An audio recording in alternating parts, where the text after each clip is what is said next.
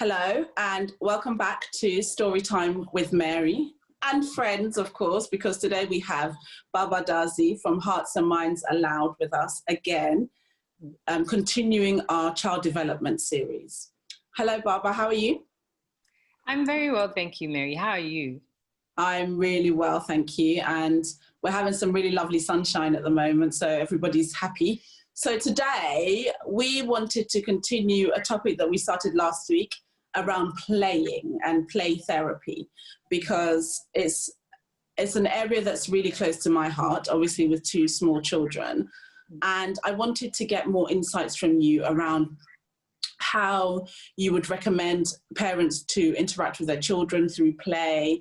And if you could give us just a few tips for some parents and carers of young children around how they can get the best out of their interactions with their children.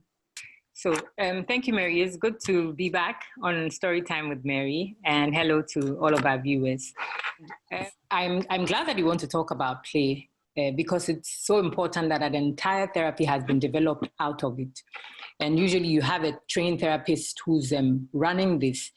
The goal for play therapy is to help children who have unresolved trauma, right? Because play is usually where children assert themselves in this world. So it creates an avenue for adults to meet children where they are at and get them to speak about things in ways that they are comfortable. So play therapy is structured usually for children between the ages of 3 and 12. And there's research that says that about 71% of children who come into play therapy improve over time.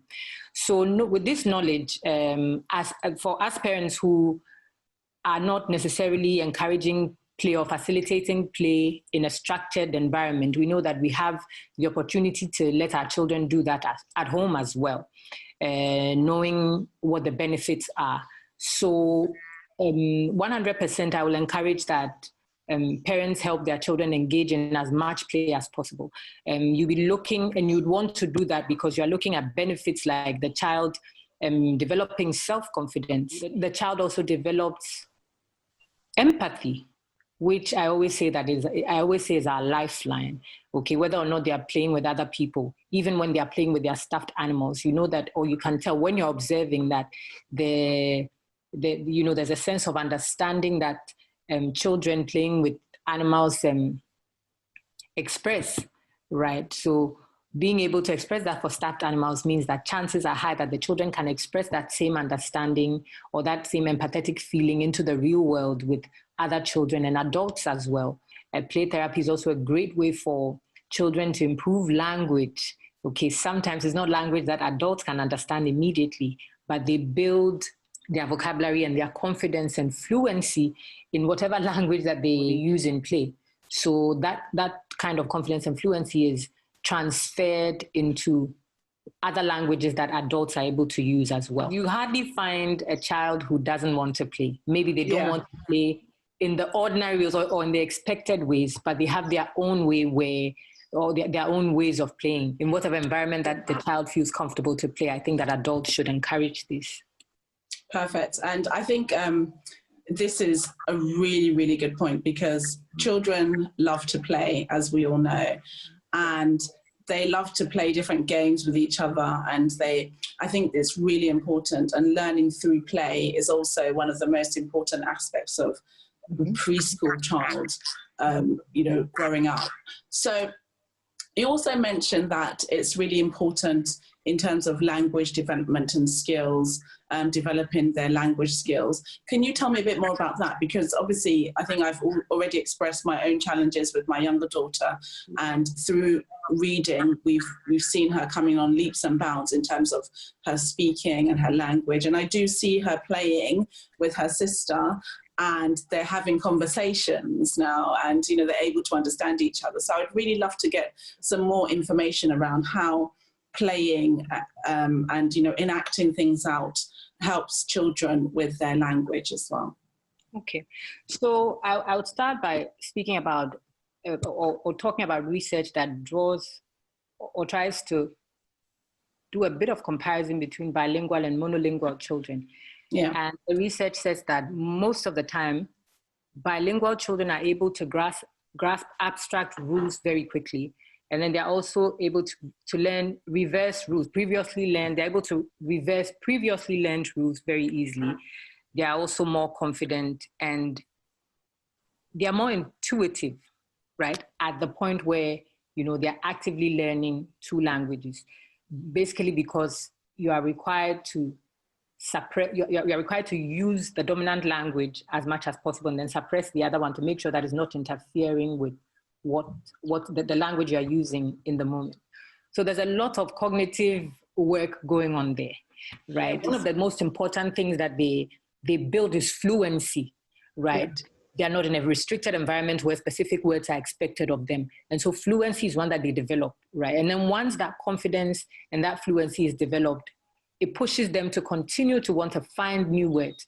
So even if this is a language that is not ordinarily used, once they come back to, let's say, English, which is a fairly commonly used language, or maybe Twi or Ga or whatever language they're speaking at home, they can apply that same confidence and that same enthusiasm and the sense of comfort that they have with the fluency they've built with the language they are using. And then they apply it to other languages, other languages they've learned to speak as well. So that's a great starting point for children when they're trying to build their confidence in language use.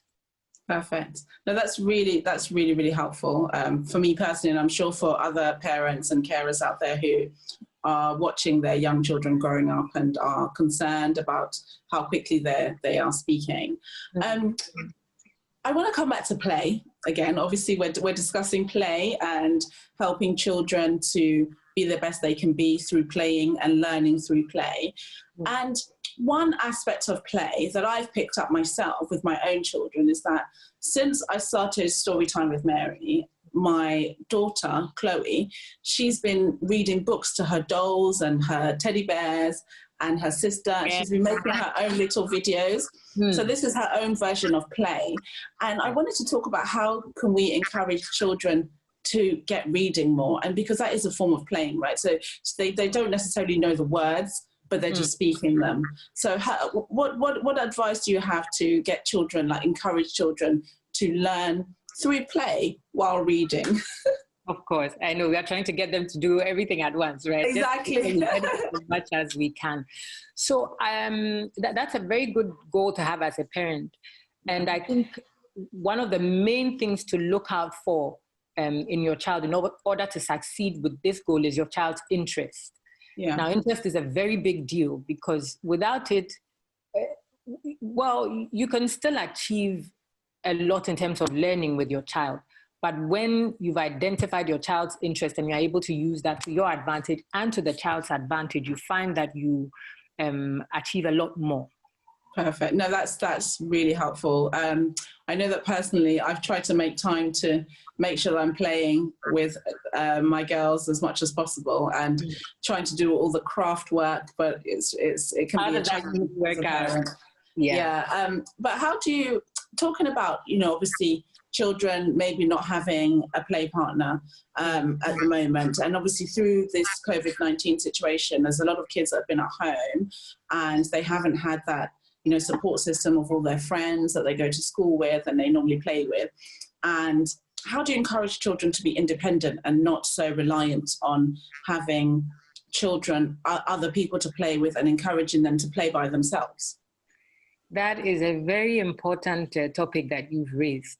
Yeah. Now, if that could be a topic for next week as well. Absolutely. Because if this isn't a trait that you've tried to develop with your children over time, you find that you'd have struggled in the beginning when the lockdown was enforced and by default every child had to be home. So we talked about the education that you had to give to your children about the coronavirus last week. Mm-hmm. So a good part of it would have been you explaining to them that you are not staying at home as a punishment. You are staying at home because A and B and C is going on and for your safety, and C and D is best for you to be at home. And hopefully over time they would have understood you. Yeah. While they've been home or while they're staying at home, I guess everything else changes. So there's a different structure going on where they're having their classes on their own. They're having online classes.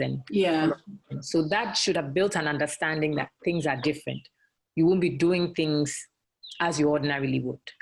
That applies to play as well, which is why mommy would, who ordinarily isn't in your playroom with you, on your play mat with you, will be spending a lot more time with you. Okay, so by default, you are now the play partner. You are reading to them. You are spending a lot more time with them. Like we mentioned last week, it's a great time to bond with them. So it is. That's also, yes, that's one way to do it, to encourage that independence. So they're not relying on their friends, but making the best out of their environment and the tools that are available to them at home.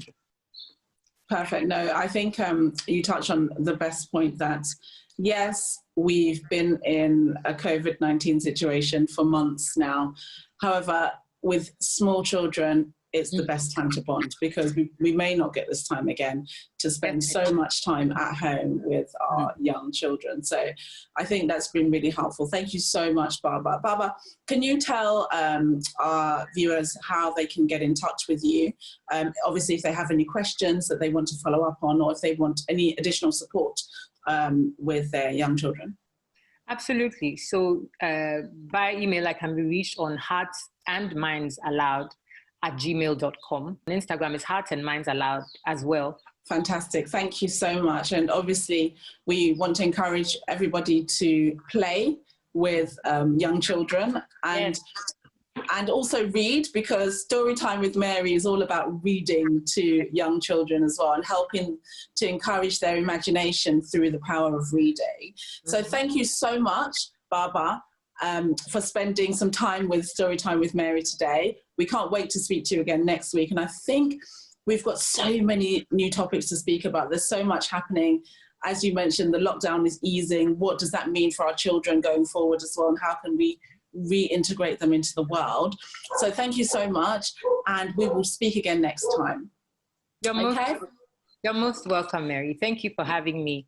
And like you, I encourage everybody else to, as much as possible, be involved in play with their children, because it's the only time that you get to play and revisit your childhood without being judged. So I would take advantage of it if I had the opportunity. So thank you.